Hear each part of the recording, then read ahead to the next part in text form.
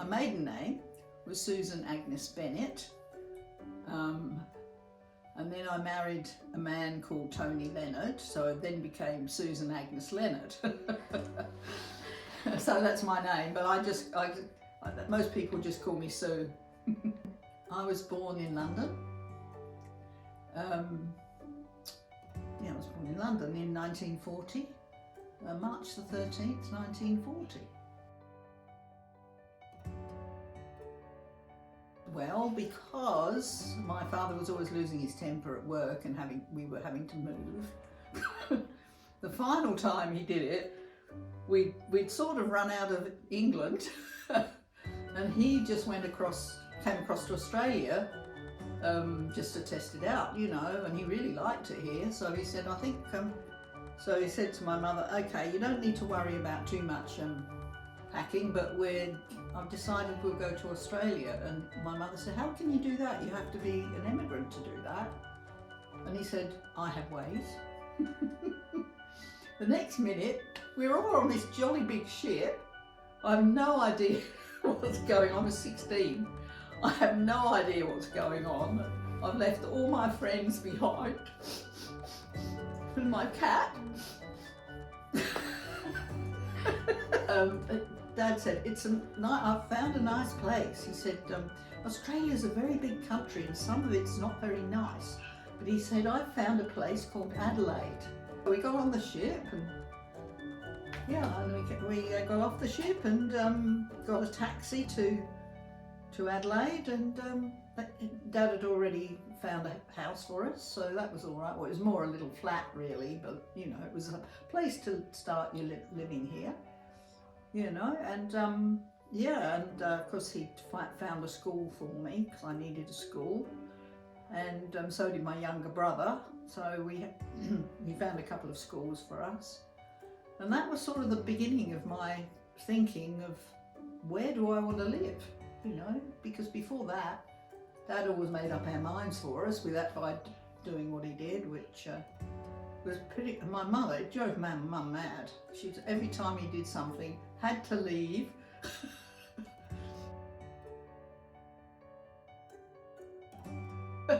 Well, I've lived in a few places. I've lived in Canada and the United States. I was going to live in Russia, but I decided against it because a friend of mine had just come back from there and said, oh, they're in a bit of trouble at the moment and no one's got very much money. So she said, I don't think you should come here. She said, try somewhere else. So I didn't go to Russia. So I haven't been to Russia, but maybe I'll go one day, you never know. I had a pen friend, that's right, in Canada. So she said to me, she wrote to me and said, why don't you come and stay for our summer, because it's your winter. And I thought, oh, that's a good idea. I said, then you can come back home with me to England and we'll have summer in England. And she said, oh, we could do that. I don't know. We'll just see how we go. Let's see how we go. So I trotted across to Canada and stayed there I was there about 8 months. I like it. Some places are very strict there. But that doesn't really concern me. Yeah, I like books. I don't know that I wanted to be a librarian, but I like books. So, you know, I thought about writing one, but I'm not very good at that. So I decided not to go down that street. And my dad said to me, you know what, they've opened a new library down the road, shall we go and see if you can get a job there? Well, that sounded like good fun, so he organised an interview for me with the library, and he was coming with me anyway to make sure I was okay. And so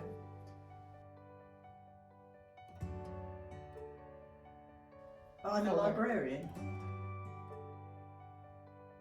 I love books, and I didn't mind whether I was reading them or, you know, working with them, which I did, both of those things obviously. And so that was it. I just enjoy working with books, and so mostly I've been I've had a few other jobs, but not ones that I particularly enjoy. They're usually not really what I want. So I found that if I stay with the libraries, it works quite well, because if you've done that for a long time and then you've got to get a new job, quite often they know if you've done something for a long while, even if they think you might not be right for the job, they'll know that you know what to do, how to catalogue books and so on and so forth, and how to make sure that everyone gets the books returned on time, that little thing that they do. Yeah, so libraries ever since. I'm now retired. I stopped about 2 years ago.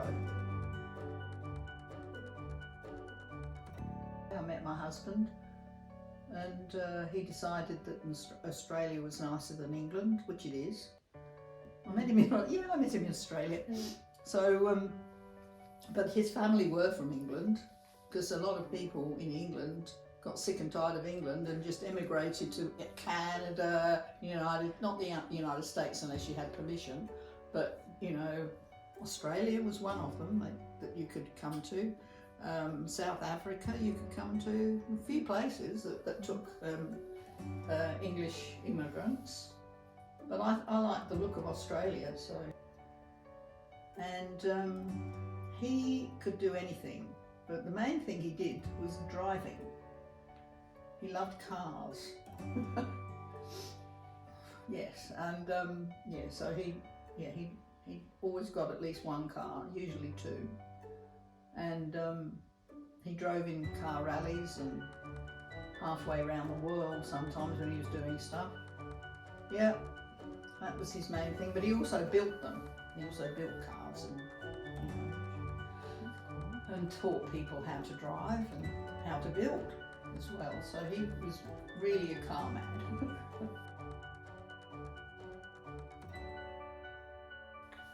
3, 2 girls, 1 boy. Katie, Stephanie and Adam. And this is Katie, she's the eldest. Stephanie is here.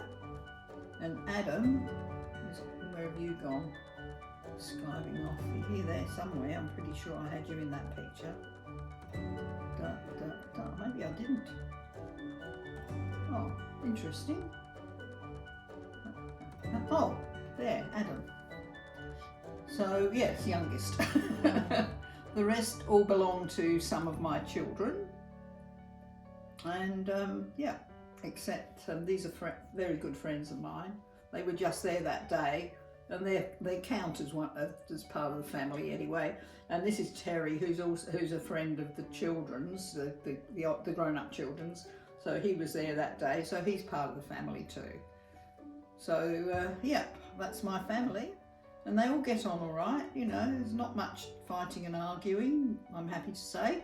Mm-hmm. And but they're all married, or either married or doing a heavy job or something. We all get on very well, and there's no tension in this family at all, which is unusual and pleasant.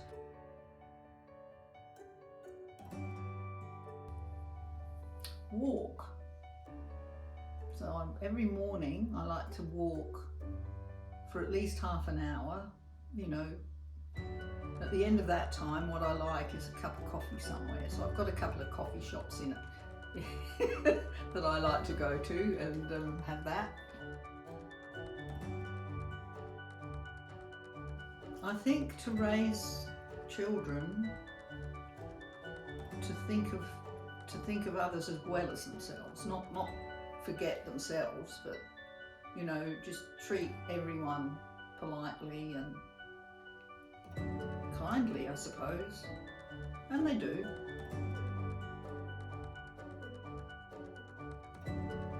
Well, I'll just use 2 words to start with. Pay attention. I don't mean they've got to be good. It's literally, if you want to look after yourself, if you're out somewhere and you're not with anyone and you're young, what are you going to do? You've got to have an idea of how you will defend yourself if there's a problem. Well, I would love to see the world become more tolerant, because tolerance is missing in a large percentage these days. Like you're always saying, oh, that's mine, you can't have that. It starts from when they're small. A lot of people are not tolerant because they think the world owes them a living. And I don't know where they got that jolly idea from, because that's never been the case. The world has never... We owe the world a living that we're even surviving, especially now.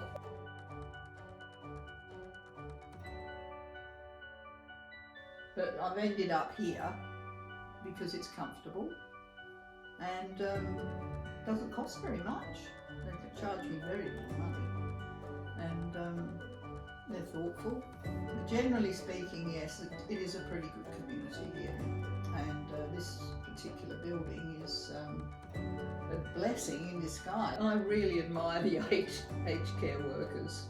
That is not an easy job, especially when you've got stroppy people you're looking after. You may not have them now. They started out really stroppy, but I think they may have calmed. I don't know if we've calmed down or not, but